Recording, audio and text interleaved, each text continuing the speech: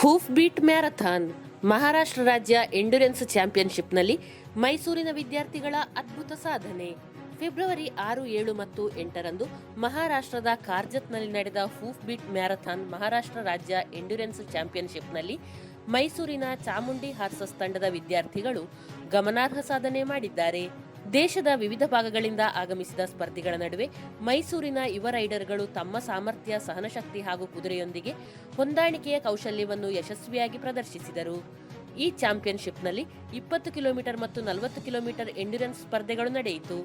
ಕುದುರೆಯ ಆರೋಗ್ಯ ಪರೀಕ್ಷೆ, ವೇಗ ನಿಯಂತ್ರಣ, ಸಮಯ ನಿರ್ವಹಣೆ ಹಾಗೂ ರೈಡರ್ಗಳ ದೈಹಿಕ, ಮಾನಸಿಕ ಸಮತೋಲನವನ್ನು ಪರಿಶೀಲಿಸುವ ಕಠಿಣ ಸ್ಪರ್ಧೆಯಾಗಿದ್ದರೂ ಚಾಮುಂಡಿ ಹಾರ್ಸಸ್ ವಿದ್ಯಾರ್ಥಿಗಳು ಶಿಸ್ತಿನ ತರಬೇತಿ ಮತ್ತು ಆತ್ಮವಿಶ್ವಾಸದಿಂದ ಮೆರೆದರು.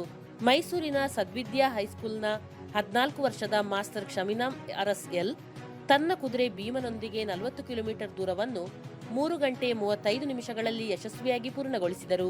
ದೀರ್ಘ ದೂರದ ಈ ಸ್ಪರ್ಧೆಯಲ್ಲಿ ಅವರ ತಾಳ್ಮೆ, ಕುದುರೆಯ ಮೇಲಿನ ಹಿಡಿತ ಹಾಗೂ ತಾಂತ್ರಿಕ ನೈಪುಣ್ಯ ಎಲ್ಲರ ಮೆಚ್ಚುಗೆಗೆ ಪಾತ್ರವಾಯಿತು. ಈ ಸಾಧನೆಯೊಂದಿಗೆ ಅವರು ರಾಷ್ಟ್ರೀಯ ಮಟ್ಟದ ಸ್ಪರ್ಧೆಗೆ ಅರ್ಹತೆ ಪಡೆದಿದ್ದಾರೆ. ಮೈಸೂರಿನ ವಿಜಯನಗರ ರಾಷ್ಟ್ರೋತ್ಥಾನ ವಿದ್ಯಾಕೇಂದ್ರದ 9 ವರ್ಷದ ಲೌಕ್ಯ SK ತನ್ನ ಕುದುರೆ ಕಾಶಿಯೊಂದಿಗೆ 20 ಕಿಲೋಮೀಟರ್ ಎಂಡ್ಯೂರೆನ್ಸ್ ಸ್ಪರ್ಧೆಯನ್ನು 1 ಗಂಟೆ 45 ನಿಮಿಷಗಳಲ್ಲಿ ಪೂರ್ಣಗೊಳಿಸಿ ವಿಶೇಷ ಸಾಧನೆ ಮಾಡಿದರು.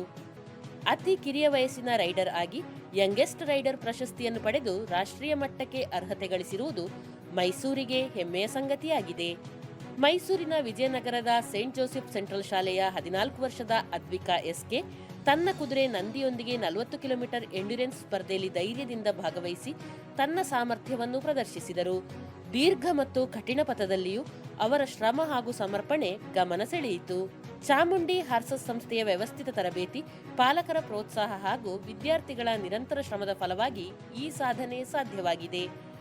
ರಾಷ್ಟ್ರೀಯ ಮಟ್ಟದ ಸ್ಪರ್ಧೆಯಲ್ಲಿಯೂ ಮೈಸೂರಿನ ಈ ಯುವ ಪ್ರತಿಭೆಗಳು ಉತ್ತಮ ಪ್ರದರ್ಶನ ನೀಡುವ ವಿಶ್ವಾಸ ವ್ಯಕ್ತವಾಗುತ್ತಿದೆ. ಮೂವರು ವಿದ್ಯಾರ್ಥಿಗಳು ಮೈಸೂರಿಗೆ ಮತ್ತೊಂದು ಕ್ರೀಡಾ ಹೆಮ್ಮೆಯನ್ನು ತಂದುಕೊಟ್ಟಿದ್ದಾರೆ.